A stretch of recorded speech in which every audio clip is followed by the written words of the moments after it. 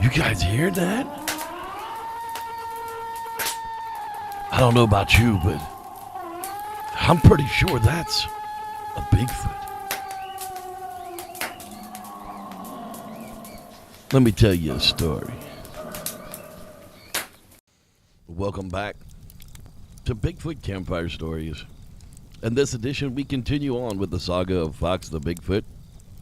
We go back and picture our 1930s old farmhouse construction, run down, white with weathered paint, the front and back porch with broken screens.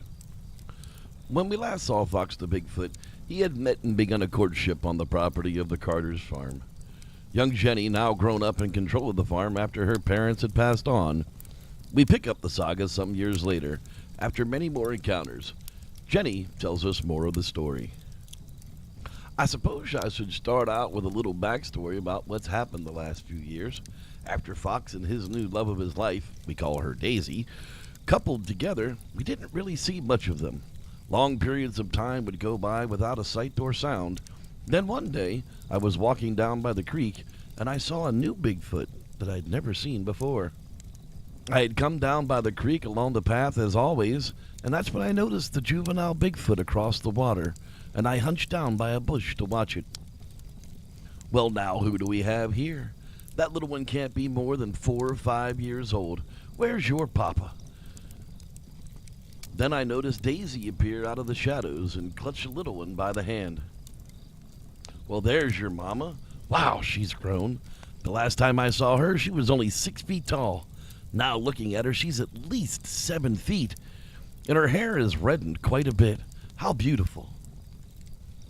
Just then I heard a familiar whoop come from a short distance off. Daisy then returns the call, and the little one attempts with just a little squeak, making me giggle. Ah, there's your papa out there somewhere. Is that a little baby on your mama's back too? As Daisy turned to move away from me, a very young Sasquatch baby I could be seen clinging to her back around her neck. Oh my, it truly is. So amazing these beings are. Well, after that, it was another long time before we had saw them again. My husband and I were out working on the downed trees from a storm really early one morning. My husband John didn't feel like running the chainsaw for these little trees, so he grabbed up the axe and was taking his time swinging and cutting the little one's back. And that's when we spotted Fox alone on the far side of the field.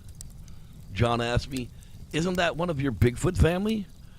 Why, sure enough, it is. It's Fox, and he's huge. He must be 8 feet tall. Well, I took out my binoculars and I took a long look at him through them. He sure has changed in color. His whole head is now that red tinge to it, and it goes all the way down his back as well. He's still that same grayish fox coloring all over the rest of him, though. Look at him. I wonder what he's doing. Just then, out of the side of my eye, I noticed a young buck white-tailed deer come out of the woodline, and Fox is stuck staring on it like a bird dog to a pheasant. John asks, "Well, it sure looks like someone's out for dinner. This should be interesting." I ask him, "What do you mean, John?" "Well, I found a few deer around here that the neck had been broken. I think we're about to find out what happened to them." Well, just then, out of nowhere, Fox takes off on a run on all 4 limbs, moving faster than the deer can realize what is coming. At the last moment, the deer looks up, but it was too late. Fox had the deer by the neck with both hands. Sitting back on the deer's haunches, he pulled back until the neck broke, killing the buck in just seconds. Oh my, that was terrifying yet amazing at the same time. John asks, "What is he doing now?" I figured he would have carried it off by now. I looked back through the binoculars. No, he's opening up the organ cavity. It looks like he's going to eat it right there. I looked back at Fox as he takes out the liver and plucks it from the deer's body and begins to take a huge bite right off of it. Only but a moment later, I noticed that the others, Daisy and the little juvenile, come out to join him. Wow, there's Daisy and the juvenile. We've also called him Rex. And the baby we now call Wonton because he's colored a very light brown. John says, "I've never seen anything like that before. Amazing. Oh, look, now they're moving off." At that moment, Fox calls out with a hoot. grabs a deer carcass by the rear legs, and the family move off back into the tree line, out of sight. It was about a year after that before we encountered them again. One night in the middle of the summer, there was a strange knock at the side door, a door we never use. I opened the door to find Fox standing at the side door, and Daisy, his mate, approaching from the side. "John, come quick, it's Fox and his family." John, having never actually been this close to this Bigfoot before, was very leery as he realized just how big these beings really were. Fox filled the doorway with his torso, and his head was well above the 7-foot frame. Daisy comes forward and she pulls the youngster off of her back and shows it to us. John cries out, "Oh my goodness, Jenny, this poor thing is all eaten up with bug bites."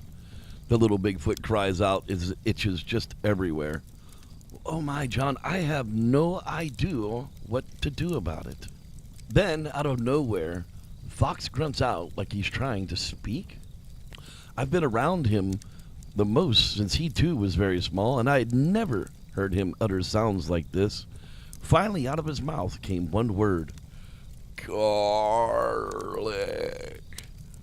I asked John, "Did that sound like garlic to you?"